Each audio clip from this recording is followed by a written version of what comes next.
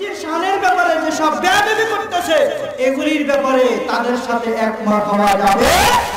যেহেতু নবীজি হলেন ঈমান, আর নবীজির উপরে ঈমান আনার কারণে আমরা হইলাম ঈমানদার। ঈমান আর ঈমানদার নেগেটিভ পজিটিভ এক করলে বিদ্যুতে আগুন লাগবে না? তদ্রূপ নবীজির সাথে সৃষ্টির কোন ব্যক্তির কোনো কিছু তুলনা চলবে। এ কারণে আমরা নবীর সাথে কথা বলি। আপনি যে পীরের মুরিদ হন না কেন, যেখানেই যান না কেন, বায়াত নাও যদি হয়ে থাকে আমাদের আপত্তি নাই। তবে নবীর সাথে বেয়াদবি করলে আমরা সমস্ত তরিকাপন্থী সুন্নি মুসলমানরা এক থাকবো।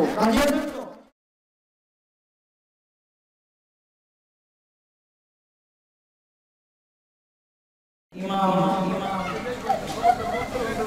হুজ্জাতুল ইসলাম ইমাম গাজ্জালি রাহমাতুল্লাহি আলাইহি ওনার ইহিয়া উলুমুদ্দিন কিতাবের মধ্যে লেখেন, ওয়াহযারু ফি কলবিকা আন-নবী সাল্লাল্লাহু আলাইহি ওয়াসাল্লাম, তোমার কলবের ভিতরে নবীজিকে বসাও। সুবহানাল্লাহ। এরপরে তুমি তোমার হাবিবের উপরে মহব্বত নিয়ে, প্রেম নিয়ে, জজবা নিয়ে দুরূদ শরীফ পড়ো। সুবহানাল্লাহ। আমার নবীজি মুমিনের কলবে আছে না নাই? তো জোরে বলে আছে না নাই? হুজুর একটু জোরে কথা বলেন। আন-নবিয়্যু আওলা বিল মুমিনিনা মিন আনফুসিহিম, আল্লাহ পাকের ঘোষণা। কার ঘোষণা? মুমিনের জীবনের চাইতে বেশি নিকট হলো নবী। কিসের চাইতে? জীবনের চাইতে। খেয়াল করবেন, অনেকে মনে করেন যে নবীজি রওজা শরীফের ভিতরে মাটির সাথে মিশে গেছে। নাউযুবিল্লাহ। অনেকের ধারণা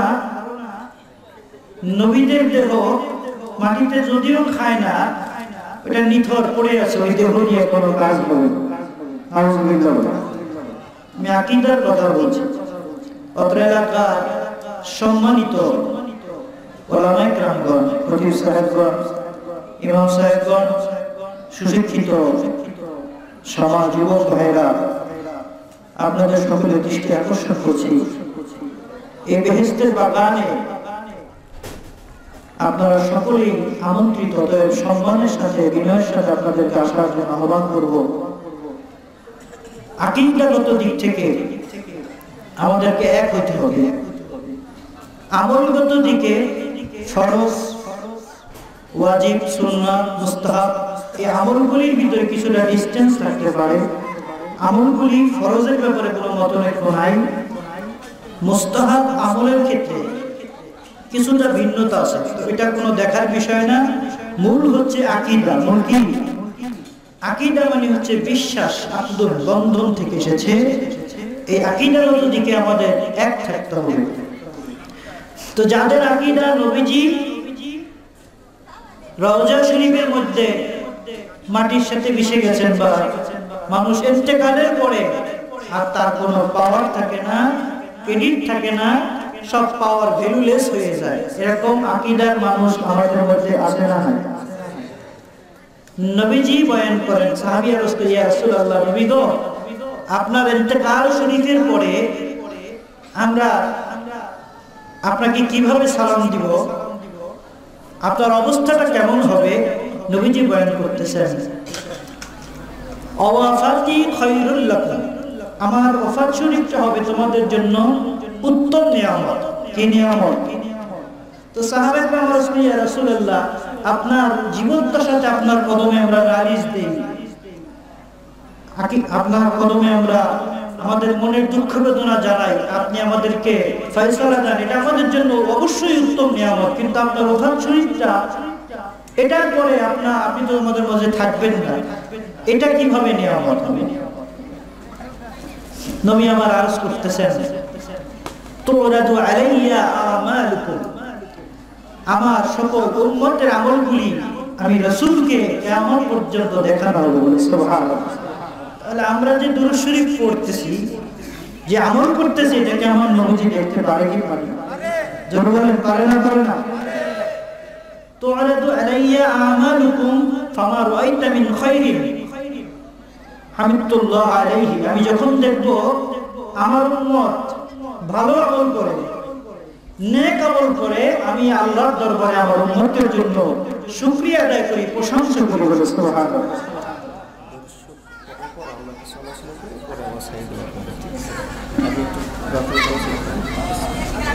তো যে কথা বলছিলাম, নবীজি বলেন আমি আমার উম্মতের জন্য প্রশংসা করি। সুবহানাল্লাহ। ওমার ওয়াইতা মিন শাররিহি ফাস্তাগফারতুল্লাহ আলাইহি। আমি যখন দেখি আমার উম্মত গুনাহের ভিতরে, আমি আমার উম্মতের জন্য আল্লাহর দরবারে তওবা করি, ক্ষমা চাই। বলে সুবহানাল্লাহ। তার মানে বোঝা যায় নবীজি আমাদের আমলটা কি দেখে। আর নবীদের সম্পর্কে নবীজি বয়ান করেন, আল্লাহ রাব্বুল আলামিন জমিনের জন্য হারাম করে দিয়েছেন, ইন্নাল্লাহ তাআলা হারামা আলাল আরদি আন তাকুলা সাদুল আম্বিয়া। জমিনের জন্য নবীদের দেহটা ভক্ষণ করা, মাটির জন্য আল্লাহ পাক চিরস্থায়ীভাবে নিষিদ্ধ, হারাম ঘোষণা করেছেন। সুবহানাল্লাহ। নবীরা জীবিতই না, বরং তারা আল্লাহর পক্ষ থেকে তারা রিজিক প্রাপ্ত হলেন। সুবহানাল্লাহ। তাহলে সেই নবীজি, আমরা যে নবীজির উপরে দুরূদ শরীফ পড়তেছি, আমাদের নবী জিন্দা না মুর্দা? জনগণ বলেন, জিন্দা না মুর্দা? মাটির নবী না নূর নবী? তাহলে এই আকীদাটা মনের ভিতরে রাখা, মহব্বত নিয়ে, প্রেম নিয়ে, আদব নিয়ে দুরূদ শরীফ পড়তে হবে। রাজি আছেন তো? আপনার পাহাড় পরিমাণ আমল আছে, কিন্তু নবীজির প্রতি আদব, নবীজির প্রতি তাজিম যার নাই, বুঝতে হবে তার কিছুই। যেহেতু নবীজির মহব্বত হলো ঈমান, যখন নবীজির সামনে কথা বলা হবে, এখানে ডাইভার্ট করে অন্যদিকে কথা বলতে গেলে এখানে আদবের খেলাফ হবে। এজন্য নবীর সামনে যখন আলোচনা হবে, ওই সময়টা এমনভাবে থাকতে হবে যে এখানে নবীজি রুহানি ভাবে আমাদেরকে দেখতেছেন। সুবহানাল্লাহ। তো মহব্বত নিয়ে, প্রেম নিয়ে, জজবা নিয়ে দুরূদ শরীফ পড়বেন, তাহলে কি হবে? আপনার ঈমানের স্পিডটা, গতিটা বেড়ে যাবে। বলে সুবহানাল্লাহ। মহব্বত নিয়ে দুরূদ শরীফ পড়েন। আল্লাহুম্মা সাল্লি আলা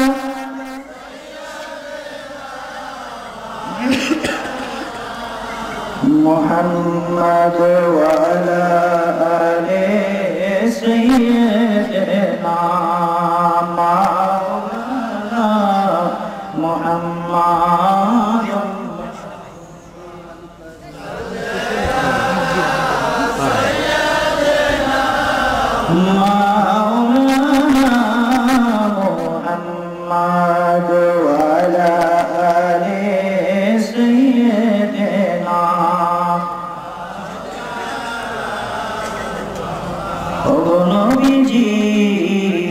তোমার ওই প্রেম দরিয়ায় সাঁতার দিয়াছি, ওগো নবীজি, তোমার ওই প্রেম দরিয়ায় সাঁতার দিয়াছি।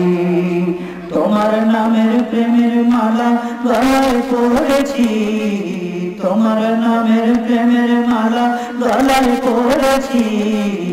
তোমার ওই প্রেম দরিয়ায় সাঁতার দিয়াছি, ওগো নবীজি, তোমার ওই প্রেম দরিয়ায় সাঁতার দিয়াছি। আল্লাহুম্মা সাল্লি আলা মাওলানা মুহাম্মাদ ওয়া আলা আলি সাইয়্যিদিনা মাওলানা। জিকির করেন লা ইলাহা ইল্লাল্লাহ, লা ইলাহা ইল্লাল্লাহ, লা ইলাহা ইল্লাল্লাহ। আল্লাহ ছাড়া মাবুদ নাই, রাসূল বিনে উপায় নাই। উপায় আছে? ওরে সেই রাসূলকে পাইতে হইলে, সেই রাসূলকে পাইতে হইলে কামেল পীরের দয়া চাই। লা ইলাহা ও লা ইলাহা ও লা ইলাহা ইল্লাল্লাহ মুহাম্মদ রাসূলুল্লাহ। সকলে বলুন সাল্লাল্লাহু আলাইহি ওয়াসাল্লাম। আল্লাহ পাকের শাহী আলিশান দরবারে লক্ষ কোটি কালেমাতুশ শুকর, অগণিত শুকর গুজার হচ্ছি যে মহান মনিব দয়া করে মায়া করে আজকের এই মোতাবাররাক আজিমুশ শান ইসলামিক জলসায় আমাদেরকে আসার বসার সুযোগ করে দিলেন। আসুন অবনত চিত্তে জবান খুলে রাতে নীরবতা নিস্তব্ধতাকে ভঙ্গ করে সমবেত কণ্ঠে শুকরিয়া জ্ঞাপন করে মহব্বতের সাথে আওয়াজে সকলে বলুন আলহামদুলিল্লাহ। এই জবানটা কার বলেন তো? এই জবান দিয়ে যে কথা বলি এই শক্তিটা কার? আপনি যে শক্তিতে কথা বলেন চলেন, আপনি যেই শক্তিতে দুনিয়াদারি করেন এই শক্তিটা কার থেকে আনা? এটা গড গিফটেড, দান করা সম্পদ। এই সম্পদটা আল্লাহ রাব্বুল আলামিন আমাদেরকে দান করছেন কিছু কালের জন্য। তো আল্লাহর দেওয়া জবান দিয়ে আমরা শুকরিয়া আদায় করব। এই জবানের হক পুরোপুরি আদায় করা দরকার আছে না? এজন্য আরো একটু জোরে জবান খুলে বলেন আলহামদুলিল্লাহ। নবী পাকের নূরানী রওজা মুবারকে শত কোটি দরুদ ও সালাম, যিনি আল্লাহ পাকের সমস্ত সৃষ্টির প্রধান আকর্ষণ, সমস্ত নবী ও রাসূলগণের মাথার মুকুট, শামসুল হিদায়া বরদুল দুজা, সাইয়্যিদুস সাকালাইন, সুলতানুল মদিনা, আফতাবে নবুওয়াত, হাবিবিনা শফিনা মাওলানা মুহাম্মদ সাল্লাল্লাহু আলাইহি ওয়াসাল্লাম নূরানী রওজা মুবারকে লক্ষ কোটি সালাম কদম বসে আরজ করছি জামানার শ্রেষ্ঠতম মহাকামেল আমার আকা, আমার সাহেব, আমার দস্তগীর, আমার রাহনামা, বিশ্ব ওলি দয়াল বাবা জিন্দা বাবা নূর কদম মুবারকে লক্ষ কোটি কদম বসে আরজ করছি দয়াল বাবা জানের নির্দেশিত স্থলাভিষিক্ত মহামানব হাজ খাজা হযরত মিয়া ভাইজান মুজাদ্দিদ সাহেবের পবিত্র কদম মুবারকে সালাম কদম বসে আরজ করছি বাবা জিসমানি আওলাদ আলহাজ খাজা হযরত মিয়া ভাইজান মুজাদ্দিদ সাহেবের পবিত্র কদম মুবারকে চাচা জানদার কদমে লক্ষ কোটি কদম বসি খাজা পরিবারের প্রতি শ্রদ্ধা নিবেদন করতে উপস্থিত আজকের মাহফিলের প্রধান আকর্ষণ, আজকের মাহফিলের মধ্যমণি উস্তাদুল উলামা হযরতুল আল্লাহ হযরত মাওলানা হাফেজ আবুল ফজল মোহাম্মদ নোমানী সাহেব দামাত বরকাতুল আলিয়া, আল্লাহ পাক ওনার হায়াতে বরকত দান সকল বলেন আমিন। উপস্থিত আমার সহযোগী ছাত্র ভাইরা, উপস্থিত আছেন অত্র এলাকার কর্মী গ্রুপের কর্মী প্রধানগণ এবং সহকারী কর্মী প্রধানগণ সহ অত্র এলাকার সর্বস্তরের দিনদার ইমানদার পরহেজগার মুমিন মুসলমান ভাইরা, পর্দার অন্তরাল সম্মানিত বোনেরা, সকলের প্রতি আন্তরিক মোবারকবাদ। আবার সালাম, আসসালামু আলাইকুম ওয়া রাহমাতুল্লাহি ওয়া বারাকাতুহু।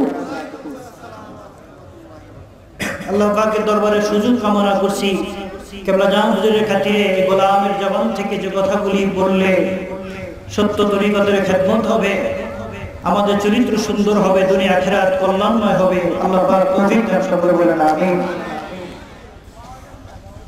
আমি কোরআনুল কারীম থেকে সূরা ফাতিহার 10 নম্বর আয়াত তেলাওয়াত করেছি। আল্লাহ রাব্বুল আলামিন আমাদেরকে একটা বিষয় সম্পর্কে জোরালোভাবে তাকিদ দিতেছেন। বিষয়টার নাম হচ্ছে বায়াত। বিষয়টার নাম কি? বায়াতুন শব্দটা এসেছে বাইউন শব্দ থেকে। এটার অর্থ হচ্ছে ক্রয় বিক্রয় করা। আল মুআজ্জামুল ওয়াসিত আবিধান গ্রন্থের মধ্যে এসেছে বিক্রয় করা। বায়াত শব্দের অর্থ কি? বিক্রয় করে দেওয়া, কোনো কিছুর বিনিময়ে কোনো কিছু বিক্রয় করে দেওয়া। আল্লাহ রাব্বুল আলামিন ইরশাদ ফরমান বিসমিল্লাহির রাহমানির রাহিম ইন্নাল্লাযীনা ইউবাইউনাকা ইন্নামা ইউবাইউনাল্লাহ ইয়াদুল্লাহি ফাওকা আইদিহিম ইলা ফিল আখিরাহ। আল্লাহ রাব্বুল আলামিন বয়ান করেন, হাবিব নিশ্চয়ই যারা আপনার কাছে বায়াত গ্রহণ করবে তারা যেন হকিকতে আমি আল্লাহর কাছে বায়াত গ্রহণ করলো।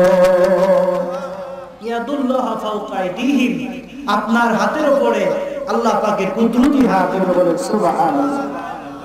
এখন এই বায়াতটা, এটা অনেকে মনে করেন যে বায়াতটা হয়তোবা কোনো তথাকথিত কোন বুজুর্গ অথবা আমাদের মাধ্যমে এটা চালু হয়েছে। এখন আমরা বুঝতে পারলাম যে বায়াতটা মূলত এটা কার কথা? জোরে বলেন কার কথা? আল্লাহ পাক বলতেছেন যারা হাবিব আপনার কাছে বায়াত করবে, ওয়াদা করবে, অঙ্গীকার করবে, তারা যেন আমি আল্লাহ পাকের কুদরতি হাতে হাত রেখে বায়াত করে বলে সুবহানাল্লাহ। এখন বায়াতের কয়েকটা পর্যায় ধারাবাহিকতা আছে। একটা হচ্ছে গুনাহ থেকে বেঁচে থাকার জন্য একটা অঙ্গীকার করা, এটা এক প্রকার বায়াত। আরেকটা বায়াত হচ্ছে আপনি আত্মশুদ্ধির জন্য তাজকিয়ায়ে নফস, আত্মশুদ্ধির জন্য বায়াত করা। এই তাজকিয়ায়ে নফসের যেটা, এটা তাফসীরে মাজহারি শরীফ এসেছে, ওয়া আম্মাল ইলমু লাদুন্নি আল্লাযীনা ইয়াসমাউনা বিস-সুফিয়া ইকরাম ফাহুয়া ফারদ আইন, যেটা সুফিয়া ইকরাম থেকে শোনা যায় তাজকিয়ায়ে নফসের ব্যাপারে ইলমে লাদুন্নির অন্তর্গত যে জ্ঞানটা, এটা অর্জন করাও ইলমে শরীয়তের মতো, এটাও ফরজ করে বলেন সুবহানাল্লাহ। তাফসীরে মাজহারি শরীফের মধ্যে এসেছে এটা ফরজে আইন, যেটা সাধারণ কোনো জিনিস না। তাজকিয়ায়ে নফসটা কি, এটা আমাদের বোঝা দরকার আছে না? তাজকিয়ায়ে নফসটা হচ্ছে নবীজি সহিহ বুখারী শরীফের হাদিস, নবীজি বয়ান করেন 13 পৃষ্ঠার ভিতরে হাদিস কেন এসেছে, আলা ইন্না ফি জাসাদিল মুদগা ইযা সালুহাত সালুহাল জাসাদু কুল্লুহু ওয়া ইযা ফাসাদাত ফাসাদাল জাসাদু কুল্লুহু আলা ওয়াহিয়াল কলবু। সুবহানাল্লাহ। নবী আমার ইরশাদ ফরমান, সাবধান জেনে রেখো, হরফে তানবিয়া দিয়া বিধিকারক শব্দ দিয়ে আল্লাহ পাক আল্লাহর হাবিব বয়ান করতেছেন, জেনে রাখো নিশ্চয় মানব দেহের ভিতরে এক টুকরা মাংসপিণ্ড আছে। কয় টুকরা? ইযা সালুহাত সালুহাল জাসাদু কুল্লুহু, ওই মাংসটুকরা যদি পবিত্র হয়ে যায়, পাক হয়ে যায়, তামাম বডিটা পবিত্র হয়ে যায়। বলেন সুবহানাল্লাহ। ওয়া ইযা ফাসাদাত ফাসাদাল জাসাদু কুল্লুহু, আর ওই মাংসটুকরা যখন নাপাক হয়ে যায়, অপবিত্র হয়ে যায়, তামাম দেহটা আর পবিত্র থাকে না, তামাম বডিটা নাপাক হয়ে যায়। আলা ওয়াহিয়াল কলব, সাবধান জেনে রেখো, এটার নাম হচ্ছে লতিফায়ে কলব। বলেন সুবহানাল্লাহ। ওরে কলব তোমার জিন্দা রবে, মরণ হবে না, কলব তোমার জিন্দা রবে, মরণ হবে না। ওরে সময় থাকতে করো রে মন, সময় থাকতে করো রে মন, পারের সাধনা, কলব তোমার জিন্দা রবে, মরণ হবে না। মুর্দা কলব জিন্দা লাশ, মুর্দা কলব কি? আপনি যদিও দেখতে জীবিত, কিন্তু আপনি কি? লাশ। হযরত সাদি রাহমাতুল্লাহ আলাইহি ফরমান, তনে জিন্দা জেলে গুত্রে তগর জেরে গেল বেআসা আলমে জিন্দাই মুর্দাদের, জাগ্রত পরাণ যার মরে না সে জন, দৈহিক মরণ তার নহে রে মরণ। জাগ্রত পরাণ যার, সে মরে না, সে কি? মরে না সেজন, দৈহিক মরণ তার নহে রে মরণ। আপনার এই দেহটা, এই দেহটার নাম কিন্তু আমি না। আমি বলি আমার মাথা, আমার হাত, আমার পা, আমার অঙ্গ প্রত্যঙ্গ আমার করে দাবি করি, আসলে মূলত আমি কে এটা জানা দরকার আছে না? আমি কিন্তু এই দেহের সমন্বয় আমি না, এই দেহের ভিতরে আরেকজন আমি আছে, যেটাকে চিনার জন্যই মুর্শিদের কামনা দরবারে বলতে হয়। ঠিক কি বলবো বন্ধুগণ আমার? জাগ্রত পরাণ যার, মরে না সেজন, যারা আল্লাহর ওলি হয়ে যায়। তাফসীরে মাজহারি শরীফের ভিতরে 169 পৃষ্ঠার ভিতরে আল্লামা কাজী সানাউল্লাহ বানিবতী রাহমাতুল্লাহি আলাইহি বয়ান করেন, ইন্নাল্লাহ তাআলা ইয়াতিকুম ওয়াতাল আসসাব ফায়াযহাবুনা ইলাস সামাই ওয়াল আরদি হাইসু ইয়াশাউনা। সুবহানাল্লাহ। বয়ান করতেছেন আল্লাহ রাব্বুল আলামিন, যাদের পবিত্র আত্মা, যারা আল্লাহর বন্ধু হয়ে যায়, আল্লাহর ওলি হয়ে যায়, তাদের ইন্তেকাল শরীফের পরে আল্লাহ রাব্বুল আলামিন এই দেহে যখন তাদের মারা যায়, এই দেহ থেকে যখন পবিত্র রূহটা বের হয়ে যায়, আল্লাহ রাব্বুল আলামিন তাদেরকে নূরের দেহ দান করেন। সুবহানাল্লাহ। কিসের দেহ? নূরের দেহ। এই দেহটা স্বাভাবিক আগের যে দেহ ছিল এটার চাইতে 7 ফাজাদুফা, এই দেহের ক্ষমতা 70 গুণ বেশি। কত গুণ বাবা? অনেকে বলেছিল যে আব্দুল পীর সাহেবের ইন্তেকালের পরে এই বিশ্ব জাকের মঞ্জিলে আর কেউ আসবে না। আজকে বিশ্ব জাকের মঞ্জিলের পরিধি কি দিন দিন বাড়ে না কমে? জোরে বলেন, বাড়ছে না কমছে? শুধু তাই নয়, আমার কেবলাজান হুজুর ভবিষ্যৎবাণী করেছেন বাবা, এমন একটা সময় আসবে অচিরেই বাবা, এই বিশ্ব জাকের মঞ্জিলে অনেকেই দরবার শরীফ পর্যন্ত আসতে পারবে না। উপরিয়া থেকে বাবা নজরানার গরু সেখানে বেঁধে গরুর কানে কানে মনের নালিশটা দিয়ে যাবে। এটাও আল্লাহ তাআলার গরু হয়ে যাবে। সুবহানাল্লাহ। আল্লাহর ওলিদের পাওয়ার আছে না নাই? হুজুর কেরামের মধ্যে বাবা পীর হওয়া এত সহজ না বাবা।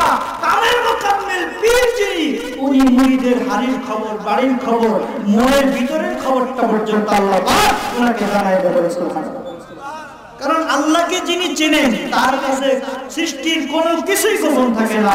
আল্লাহ পাক সব কিছু তার সামনে তুলে ধরে বলেন। সুবহানাল্লাহ। এখন যে কথা বলতেছিলাম যে আল্লাহর ওলিদের ওফাত শরীফের পরে তাদের ক্ষমতাটা বাড়ে 70 গুণ। কত গুণ? এরপরে তাদের যে নুরানি দেহটা দেন, এটার নাম হচ্ছে ওজুদ মাওহুব লাহু। এটাকে কাদরিয়া তরিকতের ভাষায় বলা হয় তিফলুল মাআনি। এই দেহটা নিয়ে ফায়াজ হাবুনা ইলা সামাই ওয়াল আরদি, এটা নিয়ে সে আসমানে যাইতে পারে, জমিনের যেখানে খুশি সেখানে যাইতে পারে। আইসু ইয়াশাউনা, যেখানে খুশি যেখানে যাবে। ওয়ায়ানসারুনা আউলিয়াহুম, শুধু তাই নয়, মৃত্যু বিপদে পড়ে আপন পীরকে স্মরণ করলে বিপদের মধ্যে উদ্ধার করতে পারে। আল্লাহু আকবার। এটা কার ক্ষমতা? আল্লাহর ক্ষমতা, গড গিফটেড পাওয়ার, স্পেশাল পাওয়ার। অনেকে বলেন যে মানুষ মারা গেলে ক্ষমতা থাকে না। আপনি বাইসা থেকে কি করছেন? বাইসা কি করছেন? আপনার কথা একটা মশায় তো শুনে না। আর আল্লাহর ওলিদের আঙ্গুলের ইশারায় মুর্দা কলব মুহূর্তের মধ্যে জিন্দা হয়ে যাবে। সুবহানাল্লাহ। এই যে আপনারা যে মজলিসে বসে আছেন, হাদিস শরীফে দেখলাম নবীজি ফরমান, এই মাহফিলের চতুর্দিকে আল্লাহ পাকের অসংখ্য অগণিত রহমতের ফেরেশতারা বেষ্টন করে এই মাহফিলে যারা বসে বসে ওয়াজ শুনতেছেন, আপনারা এখানে অবস্থান করতেছেন, মাগফিরাতের জন্য, আপনাদের ক্ষমার জন্য আল্লাহর কাছে দরখাস্ত করতে। সুবহানাল্লাহ। তাহলে যারা আসতেছে তারা কি লাভবান নাকি ক্ষতিগ্রস্ত? তো এজন্য আশেপাশে যারা প্যান্ডেলের বাইরে আছেন আপনাদেরকে বিনয়ের সাথে বলবো, এই বেহেশতের বাগান, নবীজি ফরমান ইদা মারারতু বিরিয়াজিল জান্নাহ ফারতাউ, যখন তোমরা জান্নাতের বাগানের কাছ দিয়ে যাইবা, জান্নাতের বাগানের ফলগুলি ভক্ষণ করবা। আমার রিয়াজুল জান্নাহ, নবী গো বেহেশতের বাগানটা কি? নবীজি ফরমান ক্বালা ইলাকুল যিকির, এটা হচ্ছে জিকিরের মধ্যে জোর বলেন সুবহানাল্লাহ। অতএব এই মজলিসের একটা আদব আছে না? যে কথা আমি প্রথমেই বলছি, কানেকশন না থাকলে বিদ্যুৎ থাকবে? তো নামাজের মধ্যেও কানেকশন লাগবে, বয়ানেও কানেকশন লাগবে, প্রত্যেকটা ক্ষেত্রে কানেকশন লাগবে। এখন আপনি কানেকশন যদি কাটতে দেন, সেখানে কিন্তু আমি ইচ্ছা করলেও কথা বলতে পারবো না, ইচ্ছা করলেও আপনার আবেগ আসবে না। এটা আসার জন্য এটা একটা কানেকশন দরকার, কানেক্টিভিটি কি দরকার আছে না? এই জন্য মাহফিলের আদব রক্ষা করবেন, নিয়ম কানুন মাফিক চলতে হবে। উল্টা পাল্টা কাজ করলে মাহফিলের ফায়েজ নষ্ট হয়ে যেতে পারে, ঠিক কিনা? তো যে কথা বললাম যে আল্লাহর ওলিদের শানে যখন কথা বলা হয়, নবীদের শানে যখন কথা বলা হয়, এখানে রুহানি ভাবে আউলিয়া কেরামদের রূহ মোবারক হাজির থাকতে পারে না।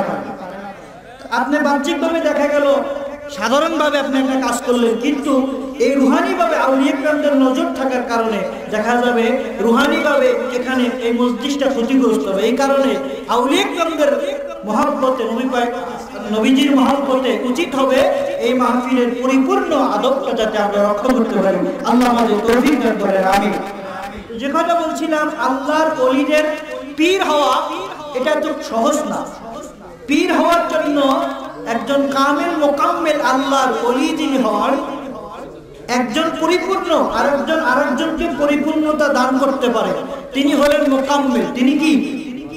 মোকাম্মেল। আর যিনি পরিপূর্ণ, নিজে আরেকজনকে পরিপূর্ণতা দিতে পারে না, ইনি হলেন কামেল পীর। আর কামেল ও মোকাম্মেল যিনি, তিনি নিজেও পরিপূর্ণ এবং আরেকজনকেও পরিপূর্ণ করতে পারে। সুবহানাল্লাহ। তো যে কথা বলছিলাম, আল্লাহর ওলিদের ক্ষমতা তাদের ওফাত শরীফের পরে, ইন্তেকাল শরীফের পরে বাড়ে। কি হয়? বাড়ে। এ কারণে আপনাদের ভয়ের কোনো কারণ আছে? কারণ আছে। এই জন্য আমাদের সাহস হারানো যাবে না যে আমরা যে মজলিসের মধ্যে আছি এটা রুহানি ভাবে আউলিয়া কিরাম সম্পদ আল্লাহর হাবিব দেখতেছেন, সুবহানাল্লাহ। তো সে কারণে এই মজলিসের আদব যারা রক্ষা করবে, মহামান্য মিয়া ভাই মুজাদ্দিদ সাহেব একটা কথা বললেন যে দেখবেন পলিথিন আপনি পানির ভিতরে যদি 100 বছরও ভিজায় রাখেন এই পলিথিন পানির চোষার ক্ষমতা নাই। আর দেখেন টিস্যু পেপার, এটা পানির ভিতর দিতে দেরি, পানি চুষতে কি দেরি নাই, এই জন্য পলিথিন হওয়া যাবে না। পলিথিন বলতে বোঝানো হয়েছে যার আদব থাকবে না, সে এই দরবার শরীফে থাকবে, মজলিসের ভিতরে থাকবে, সে কোনো দয়া রহমত পাবে। আর যার আদব থাকবে সে যেখানেই যাবে, মাহফিলে গেলে সে ফায়েজ পাবে, দরবার শরীফের ভিতরে সে লজ্জত পাবে, মহব্বত আসবে, জজ্বা আসবে। সুবহানাল্লাহ। আর একটু জোরে সে বলেন আল্লাহুম্মা সাল্লি আলা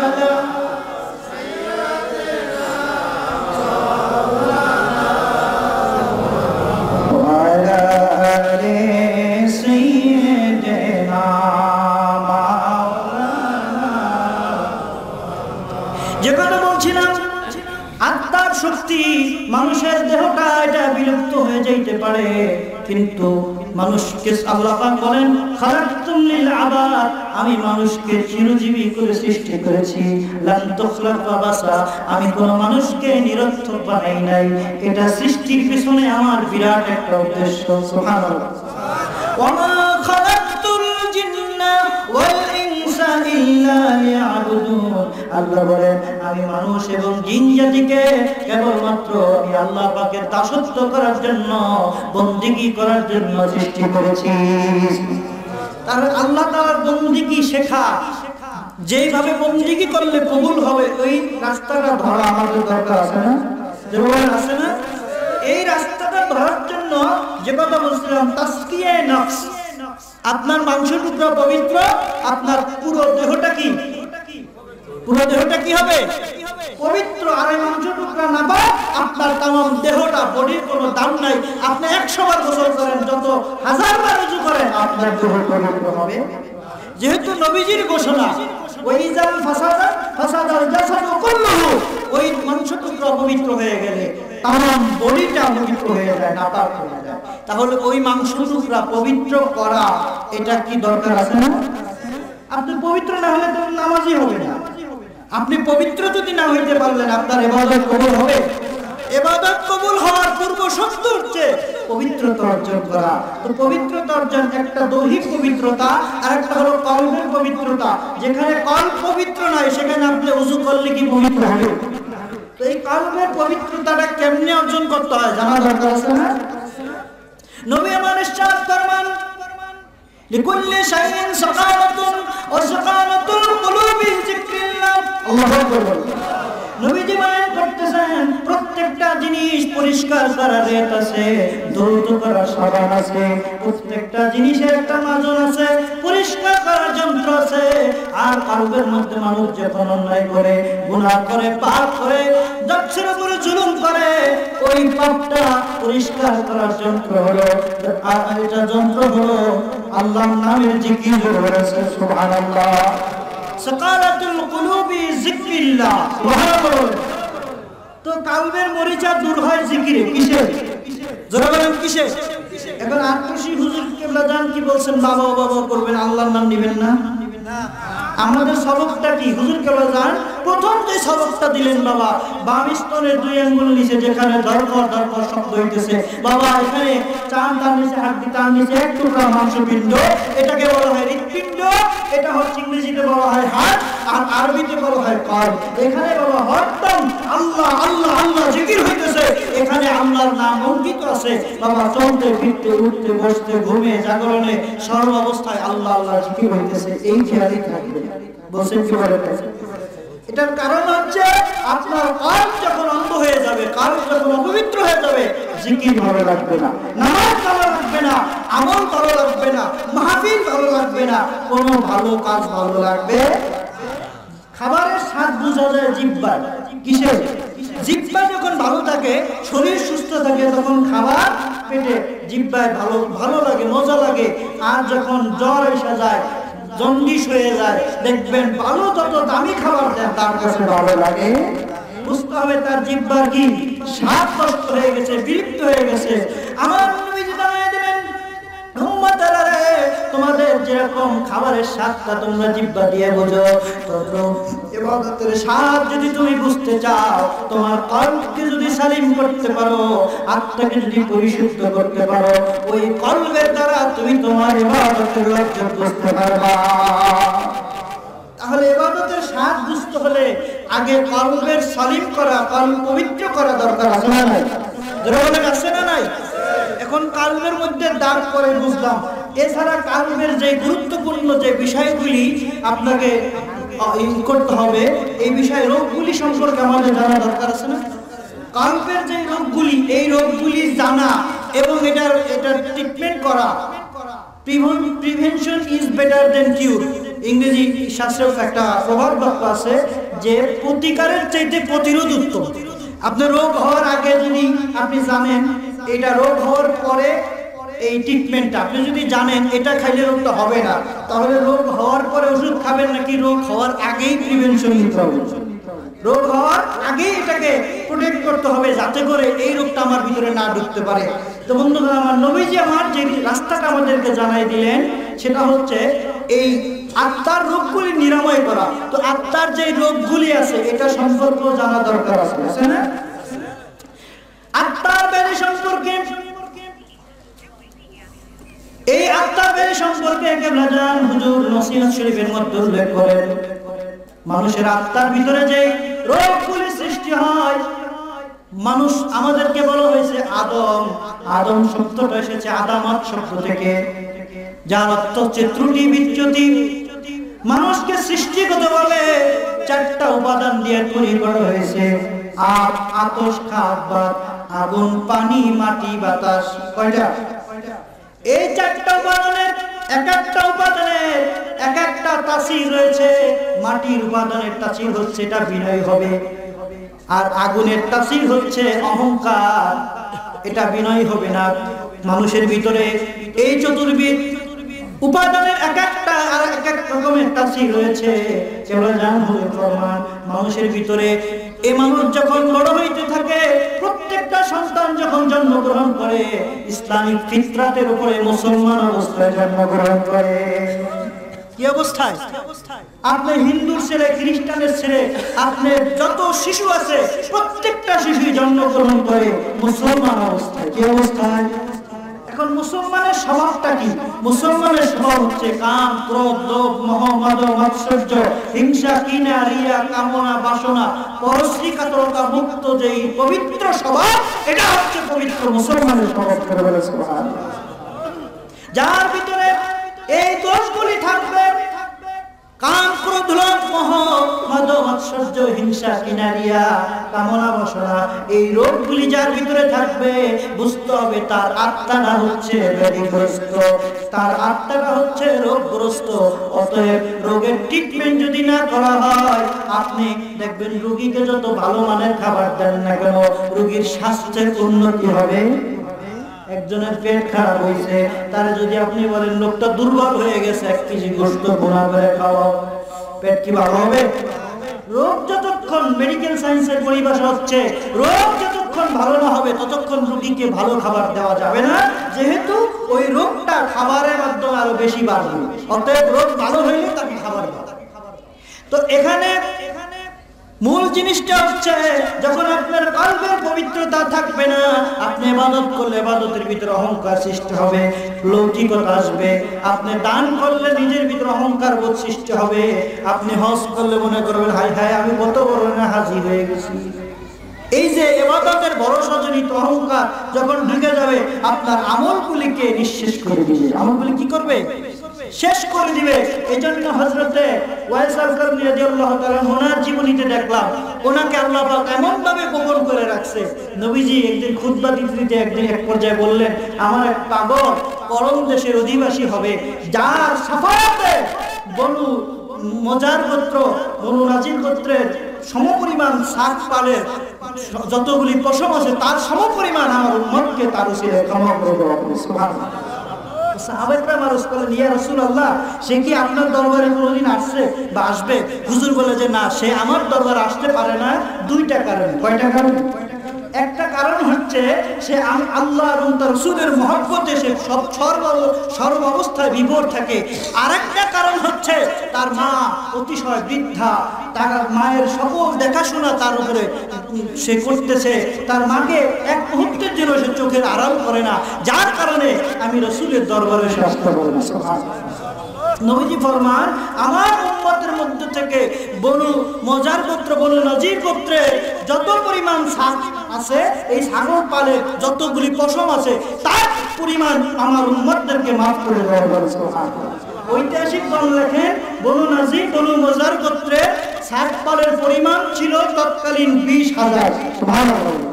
সবচাইতে বেশি যাদের সংখ্যা ছিল হযরতে সাহাবায়ে কেরাম আরজ করে, ইয়া রাসূলুল্লাহ, নবী গো, আমরা কি তার সঙ্গে দেখা করতে পারবো অথবা তার সাক্ষাৎ কি আমরা পাবো? নবী জানাই দিলেন, আবু বকর, তুমি তার সাক্ষাৎ পাইবা না। হযরতে ওমর ফারুক রাদিয়াল্লাহু তাআলা আনহুকে উদ্দেশ্য করে বললেন, হযরত ওমর রাদিয়াল্লাহু তাআলা আনহু, হযরত আলী কাররামাল্লাহু ওয়াজহু, ওনাদেরকে উদ্দেশ্য করে বললেন, তোমরা তার সাথে মিলিত হইতে পারবে। সুবহানাল্লাহ। আচ্ছা, তারা যে মিলিত হবে এটা আমার নবীজি জানে, এটা জানেন কি? জোরে কে? অনেকে বলতে চায় যে নবীজি এগুলা কিছুই জানে না, গায়েবের মালিক আল্লাহ। গায়েবের মালিক কে? এটা আমরাও বিশ্বাস করি, কিন্তু আল্লাহ যাকে জানাই দেয় সে জানতে পারে না। আল্লাহ পাক বলতেছেন, ইল্লা মানির তাদার রাসূল, আমার মনোনীত রাসূল ব্যতীত আমি কারো নিকট গায়েব প্রকাশ করি না। তো মনোনীত রাসূল আমার নবীজি কি মনোনীতর বাইরে নাকি? আমার রাসূল মনোনীত না মনোনীত, যার খাতিরে আল্লাহ কুল কায়নাত तमाम মাখলুকাত तमाম সৃষ্টি জগৎকে আল্লাহ সৃষ্টি করেছে, ঠিক কি না? আমার নবীজিকে আল্লাহ জানাই দেয়, যেহেতু আল্লাহকে যিনি চিনে ফেলেন, আল্লাহকে যিনি চিনে ফেলেন, তার নিকট কোনো কিছু আর গোপন থাকে আল্লাহ পাক সব কিছু তার সামনে তুলে ধরে। আল্লাহর হাবিব ফরমান যে হযরত ওমর, হযরত আলী, তোমরা তার সাক্ষাৎ পাইবা। নবী অন্তিম মুহূর্তে নবীজির পবিত্র জুব্বা মোবারক দিয়ে দিলেন। আমার এই জুব্বা মোবারক, এটা আমি ওসিয়ত করে যাইতেছি, এটা কার নিকট এটা পৌঁছাইবে, এটা কার নিকট এটা প্রাপ্য জোরে বলে সুবহানাল্লাহ। তো সাহাবায়ে কেরামদের ভিতরে কৌতূহল, হযরত আবু বকর সিদ্দিক রাদিয়াল্লাহু তাআলা মনে করলেন যে এটা হয়তোবা আল্লাহর হাবিব সাল্লাল্লাহু আলাইহি ওয়াসাল্লামের পরে আমি এটা উপযুক্ত হব। হযরত ওমর রাদিয়াল্লাহু তাআলা খলিফাতুল মুসলিমিন, আমিরুল মুমিনিন, মনে করলেন এটা হয়তোবা আমি পাবো। হযরতে আসাদুল্লাহিল গালিব, হযরত আলী কাররামাল্লাহু ওয়াজহু, যাকে নবীজি ফরমান, আনা মাদিনাতুল ইলম ওয়া আলিয়ুন বাবুহা, আমি হলাম জ্ঞানের শহর আর সেই শহরের দরজা হলো আমার আলী। সুবহানাল্লাহ। তো নবীজি হলেন সেই শহরের, হযরত আলী রাদিয়াল্লাহু তাআলার দরজা। তো নবীজি মনে করলেন হয়তো আলী আমি পাইতে পারি। নবীজি এবার জানাই দিতেছেন, আরে সাহাবীরা রে, আমার এই জুব্বা মোবারক করণ দেশের অধিবাসী ওয়াইস করণীর নিকটে তোমরা দুইজনে পৌঁছাইয়া দিবা। হযরত ওমর, হযরত আলী, হযরত কুফার শাসন আমলে হযরত ওমর রাদিয়াল্লাহু তাআলা আনহুর জামানায় উনি কুফায় চলে গেলেন। মসজিদের ভিতরে উনি মিম্বরের উপর যখন খুতবা দিতেছেন, ডেকে ডেকে বলতেছে, কে আছে করণবাসী ওয়াইস করণী নামে কাউকে চিনুনি? 3-4 জন বলতেছে, না আমরা চিনি না। এবার হযরত ওমর ডাকতে বলে, করণবাসীর অধিবাসীরা কে কে আছো? কয়েকজন দাঁড়ায় গেলে বলতেছে, ওয়াইস করণী নামে কাউকে চিনুনি? আর হুজুর একজনকে চিনি, লোকটা এতই পাগল হালে থাকে, যেই লোকটা সারাদিন জঙ্গলে জঙ্গলে উঠছুড়ে বেড়ায়, যেই লোকটা আমাদের ভিতরে কেউ থাকে গোনার ধরি না, আমরা হিসাবের বাইরে রাখি, এই লোকটা সারাদিন পরে সন্ধ্যাবেলা এসে শুকনো রুটি দিয়ে আহার করে। তার এক মা আছে, বৃদ্ধা মা আছে, তার কাছে তার জন্য খাবার জোগাড় করে। এই লোকটা যখন মানুষ হাসে তখন এই লোকটা কান্দে, যখন মানুষ কান্দে আর এই লোকটা হাসে। এই লোকটা বড় আজব মানুষ, এই লোকটার অবস্থা তো আমরা নিজেরা বুঝতে পারি না। হযরত ওমর এবার চলে গেলেন করণ দেশে। হযরত ওয়াইস করণী রাদিয়াল্লাহু তাআলা আনহু ওনার বাড়িতে চলে গেলেন জঙ্গলের পাশ দিয়া। যাওয়ার পরে ডেকে ডেকে বলতেছে, ভাই আপনার নাম কি? হযরত ওয়াইস করণী রাদিয়াল্লাহু তাআলা বলতেছেন, ভাই আমার নাম দিয়ে আপনার পরিচয় কি? আপনার নামটা আমার জানা দরকার, আল্লাহর হাবিব আমাদেরকে এখানে পাঠাইছে। সুবহানাল্লাহ। ওয়াইস করণী, দেখেন আল্লাহর ওলি যারা হয় তারা নিজেদেরকে জাহির করতে চায় না, তারা নিজেদেরকে ঢাইকা রাখতে চায়। আল্লাহর বন্ধু যারা হয় তারা মানুষের কাছে প্রকাশ হইতে চায়। এটার কারণ হচ্ছে, মানিক দেখবেন ছাইয়ের ভিতরে লুকাইতে থাকলেও এটার উজ্জ্বলতা মানুষকে সেখানে পৌঁছে দেয়। সুবহানাল্লাহ। হযরত ওয়াইস করণী ওনাকে ডাকতে বলে ভাইজান আপনার নাম কি? উনি বললেন আমার আব্দুল্লাহ। আব্দুল্লাহ, আমরাও তো আল্লাহর বান্দা। আব্দুল্লাহ মানে আল্লাহর বান্দা, আমরাও তো আল্লাহর বান্দা। আপনার ডাক নামটা, আপনার মা বাবার দেওয়ার নামটা শুনতে চাই। সুবহানাল্লাহ। এবার উনি বলছেন আমার নাম ওয়াইস করণী। উনি বলার পর উনি বললেন আপনার বাম বাম হাতটা দেখি। দেখলেন নবীজির ভবিষ্যৎবাণী করা এখানে একটা ক্ষেত্রকের দাগ থাকবে, একটা চিহ্ন থাকবে। উনি চিহ্নটা যখন মিলে গেল উনি বললেন যে আপনি আল্লাহর হাবিব সাল্লাল্লাহু আলাইহি ওয়াসাল্লাম, আপনার জন্য ওনার পবিত্র জুব্বা মোবারক আমাদেরকে ওসিয়ত করে গেছে। সুবহানাল্লাহ। আপনার নাম হযরত আলী রাদিয়াল্লাহু তাআলা, হযরত ওমর ফারুক রাদিয়াল্লাহু তাআলা আনহু। ওনাদেরকে বললেন আপনারা তো নবীজির সাহাবী। জি, আমরা নবীজির সাহাবী। হযরত ওমর রাদিয়াল্লাহু তাআলা প্রশ্ন করলেন আপনি কি কারণে নবীজির দরবারে যান না? উনি বললেন আপনারা তো নবীজির সাহাবী, আপনারা নবীজিকে দেখছেন? প্রশ্নটা বড় আজব না, যে আপনারা কি নবীজিকে দেখছেন? ওনারা ফেল করে তাকায় রয়েছে। হযরত ওয়াইস করণী ডেকে ডেকে বলে আচ্ছা বলেন তো আমার নবীজির পবিত্র ভুরু যুগল এটা কি যুক্ত ছিল না পৃথক ছিল? এই ভুরু দুইটার মাঝখানে কি কোনো ফাঁকা জায়গা ছিল নাকি চুল দ্বারা আবৃত ছিল বলেন তো? হযরত ওমর রাদিয়াল্লাহু তাআলা আনহু, হযরত আলী রাদিয়াল্লাহু তাআলা অবাক হয়ে গেলেন যে এত বছর নবীজির কদমে ছিলাম, এই জিনিসটা তো আসলে আমরাও খেয়াল করি নাই। হযরতে এবার ওয়াইস করণী বলতেছেন নবীজির ভুরু যুগলটা যুক্ত ছিল। এরপরে বললেন নবীজির চুল মোবারক ইন্তেকালের সময় কয়টা সাদা ছিল, এরপরে নবীজির দাড়ি মোবারক কেমন ছিল, বিভিন্ন আকৃতি বলার পরে ওনারা যখন বলতে পারলেন উনি বললেন যে আপনারা নবীজির সাহাবী ছিলেন অথচ আপনারা এটা দেখেন না। আর আমি নবীজিকে শরীয়তে এই চার চোখে জীবনে কোনোদিন দেখি নাই। আমাকে আল্লাহর হাবিব সাল্লাল্লাহু আলাইহি সাল্লাম আমার দুই নয়নের মাঝে সদা সর্বদা বিরাজমান করে। সুবহানাল্লাহ। হযরত ওয়াইস করণী রাদিয়াল্লাহু তাআলা আনহু নবীজির যখন গঠন মোবারক বর্ণনা করে দিতেছেন, হযরত আলী রাদিয়াল্লাহু তাআলা, হযরত ওমর রাদিয়াল্লাহু তাআলা আনহু ওনারা বললেন ভাইজান আপনি যদি এই জুব্বা মোবারক নিতেন এবং আল্লাহর হাবিব সাল্লাল্লাহু আলাইহি ওয়াসাল্লামের উম্মতের জন্য একটু দোয়া করতেন। সুবহানাল্লাহ। নবীজির ওসিয়ত আপনি দোয়া করবেন। ওয়াইস করণী এবার জুব্বা নিয়ে বলতেছে আপনারা অপেক্ষা করেন আমি নিচ থেকে আসবো। জুব্বা মোবারক নিয়া ওয়াইস করণী সাজদার মধ্যে পড়ে গেছে, চোখের পানি ছেড়ে আল্লাহর দরবারে দরখাস্ত করে মালিক আপনার হাবিব আমার জন্য জুব্বা মোবারক পাঠাইছে আর উম্মতের জন্য দোয়া চেয়েছে। আয় আল্লাহ আমি এই জুব্বা মোবারক ততক্ষণ পর্যন্ত আমার গায়ে লাগাইব না যতক্ষণ পর্যন্ত আল্লাহর নবীর সমস্ত উম্মতগুলিকে আপনি আল্লাহ মাফ করে না দিবেন। সুবহানাল্লাহ। উনি সাজদায় করে দরখাস্ত করতেছেন। আল্লাহ বললেন আপনার খাতিরে কিছু সংখ্যক উম্মতদেরকে মাফ করে দিব। উনি বললেন যে না হবে না, কিছু সংখ্যক এটা মানি না। এরপরে আরো কিছু সংখ্যক বাড়াইলেন, এরপরে 1 সহস্রাধিক উম্মতকে মাফ করে দিব। উনি বললেন যে না সমস্ত উম্মতদেরকে মাফ করতে হবে। সুবহানাল্লাহ। এমনি ভাবে আল্লাহ তাআলার সাথে যখন কথোপকথন চলতেছে ওই মুহূর্তে হযরত ওমর রাদিয়াল্লাহু তাআলা আনহু, হযরত আলী রাদিয়াল্লাহু তাআলা ওনার ঘরের ভিতরে ঢুকে গেছে। হযরতে ওয়াইস করণী এবার তাকায়া আফসোস করে বললেন ভাইজান আপনারা যদি আরেকটু দেরি করতেন খোদার কসম আমি আমার আল্লাহর হাবিবের সমস্ত উম্মতগুলির নাজাতের ব্যবস্থা করে দিতাম। সুবহানাল্লাহ। আমার শাফায়াতের কারণে দোয়ার কারণে আল্লাহ রাব্বুল আলামিন বনু নাজির বনু মুজার গোত্রের যত পরিমাণ ছাগ আছে এই পরিমাণ ছাগের পশমের পরিমাণ আল্লাহর হাবিবের উম্মতদেরকে আল্লাহ মাফ করে দিবেন। সুবহানাল্লাহ। এখন অনেকেই বলেন যে শাফায়াত নবীদেরই খবর থাকবে না আর ওলি আল্লাহ এদের কথা তো বাইরে বলে না। বন্ধুগণ আমার অনেক কথা বলার ছিল। আমরা মিরাজ শরীফে নবীজিকে দাঁড়িয়ে সালাম দেই, এটাকেও শিরক ফতোয়া দেয়, তাই না? দেয় না। এরপরে আমরা মোনাজাত করি, আমরা দোয়া করি, সওয়াব রেসানি করি, এখানেও ফতোয়া আছে না? বন্ধুগণ আমার আমি এক কথায় সবশেষে ফিনিশিং চাই। নবীজি মুসলিম শরীফের হাদিস 9 পৃষ্ঠার ভিতরে নবীজি এখানে হাদিস বর্ণনা করতেছেন ইয়াকুনু ফি আখিরিজ জামান। বলেন নবী সাল্লাল্লাহু আলাইহি ওয়াসাল্লাম নবীজি বয়ান করেন ইয়াকুনু ফি আখিরিজ জামান দাজ্জালুনা ওয়া কাযাবুনা, চরম মিথ্যাবাদী আবির্ভাব ঘটবে, দাজ্জালের আবির্ভাব ঘটবে।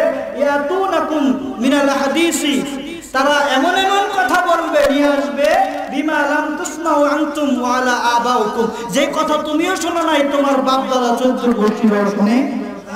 আজকে 20 বছর আগে মিলাদ শরীফ নাজায়েজ শিরক এই ফতোয়া কি কেউ দিছে? আজকে দিতেছে। কবর জিয়ারত, মাজার শরীফে জিয়ারত, এটাকে কবর পূজা কেউ বলছে?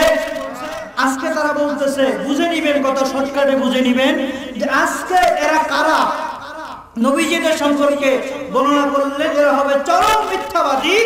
এমন কথা বলবে তুমি তোমার বাপ দাদা 14 গোষ্ঠী কেউ শোনে। এরপরে নবীজি এদের ব্যাপারে ফতোয়া দিতেছে, শুনবেন তো।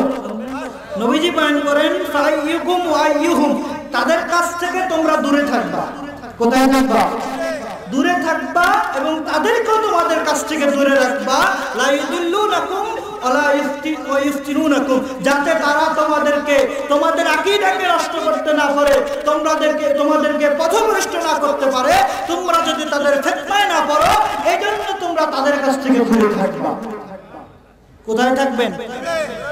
অপর বর্ণনা এসেছে এদের সাথে লাম তুসাল্লি আলাইহিম, তাদের সাথে নামাজ পড়বা না, এদের সাথে তোমার আত্মীয়তা সম্পর্ক করবা না, তারা মারা গেলে জানাজায় যাইবা না, তাদের ছেলের সাথে তোমাদের মেয়ে বিবাহ দিবা না, তোমাদের ছেলের সাথে তাদের মেয়ের বিবাহ দিবা না।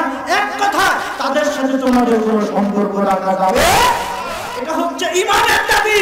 এই কারণে বর্তমান যুগের প্রেক্ষাপটে আজকে যারা নবীজির সামনে বেয়াদবি করতেছে, নবীজিকে বড় ভাই বলে সম্বোধন করে, আছে না? এরপরে নবীজির শানের ব্যাপারে যে সব বেয়াদবি করতেছে, এগুলির ব্যাপারে তাদের সাথে একমত হওয়া যাবে। যেহেতু নবীজি হলেন ঈমান, আর নবীজির উপরে ঈমান আনার কারণে আমরা হইলাম ঈমানদার।